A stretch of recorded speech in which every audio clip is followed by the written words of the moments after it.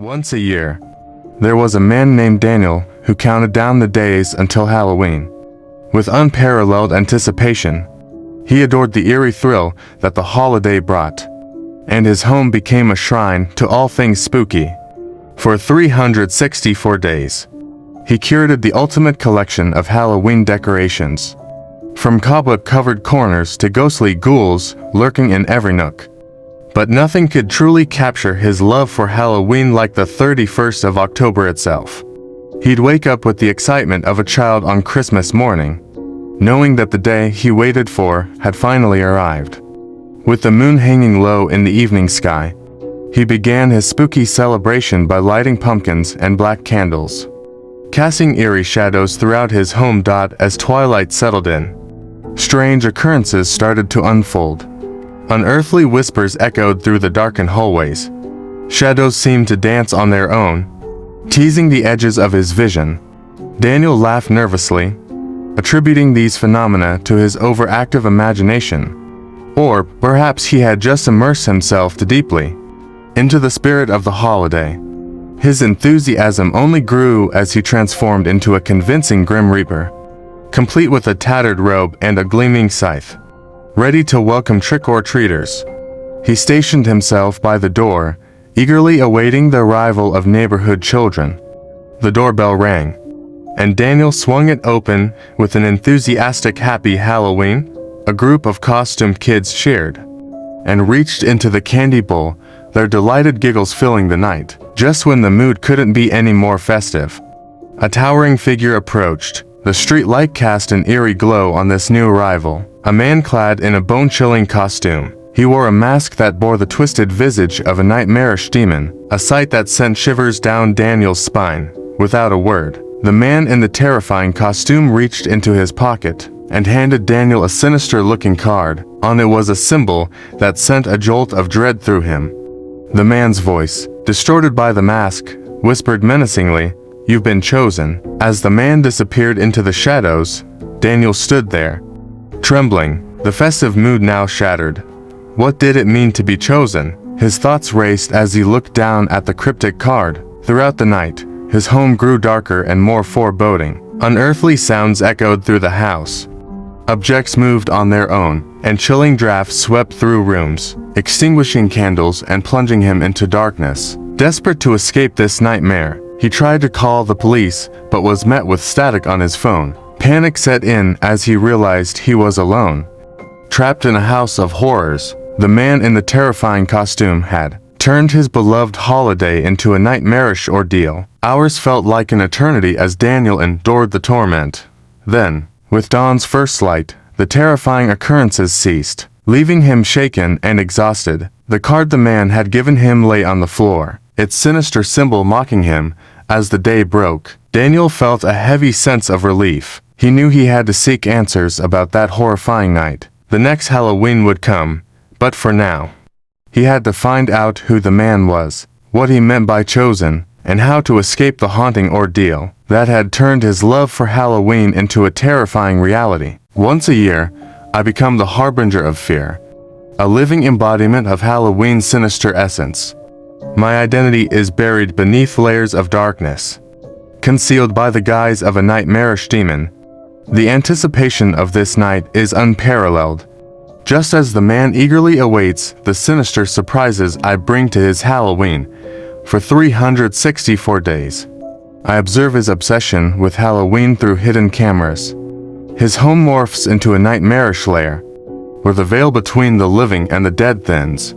His dedication amuses me as he adds ghastly decorations and cultivates the perfect eerie atmosphere. As the moon dips low on the horizon, I begin my ghastly festivities. I know that tonight will be unlike any other, for I've prepared surprises of my own. The very essence of Halloween thrives on fear, and I plan to immerse him in it. The stage is set, and the evening unfolds with a series of eerie occurrences.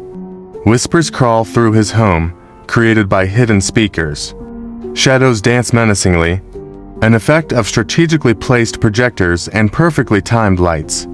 He laughs nervously, attributing the strange phenomena to a vivid imagination. But that's just the beginning of his ordeal. his costume, convincing as the Grim Reaper, is a testament to his love for this holiday. He becomes the perfect host, stationed by the door, his excitement palpable.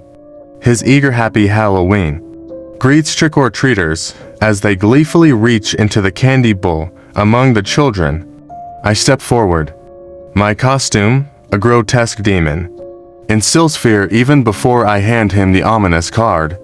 The night's events unfurl, and I relish his unease as his home transforms into a haunted house of true terror. A cacophony of eerie sounds fills his senses, and objects move with an unseen hand. He tries to reach out for help, but finds only static on his phone.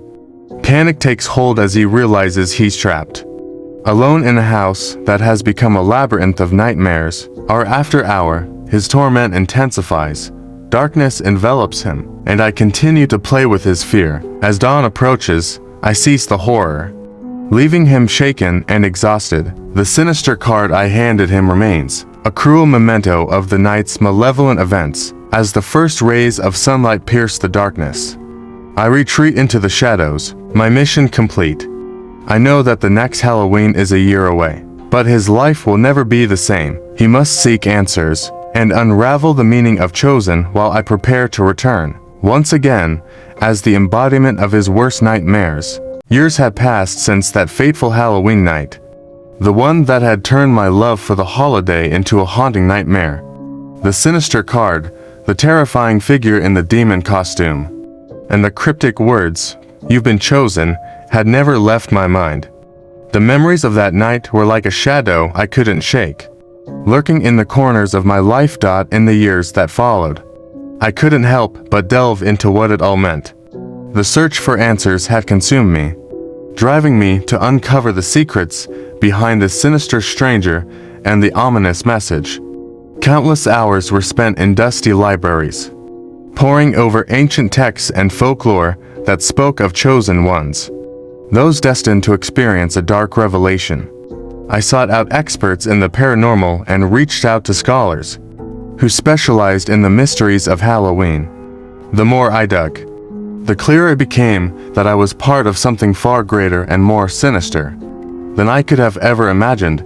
The term Chosen One carried with it a sense of foreboding. It spoke of a person destined to uncover the depths of darkness, to become a conduit for the spirits of the netherworld. It was a fate that would lead to a nightmarish revelation, a connection to the supernatural that defied comprehension. With each revelation, I grew increasingly convinced that I was indeed chosen. The events of that Halloween night had marked me, setting me on a path I could neither avoid nor deny. The darkness that had descended upon my home that night was a force that had been awakened in me, and so, year after year, I prepared for Halloween, not as a day of celebration, but as a night of reckoning. I knew that the man in the demon costume would return, and I would have to confront him. The symbolism of Halloween, the thinning veil between the living and the dead, had become a chilling reality for me. With each passing year, I felt the dread of the approaching Halloween, the day I would once again face the nightmarish figure. It was a journey into the heart of fear, one that had begun on that eerie night and continued to haunt me, a chosen one bound to uncover the depths of darkness that Halloween concealed.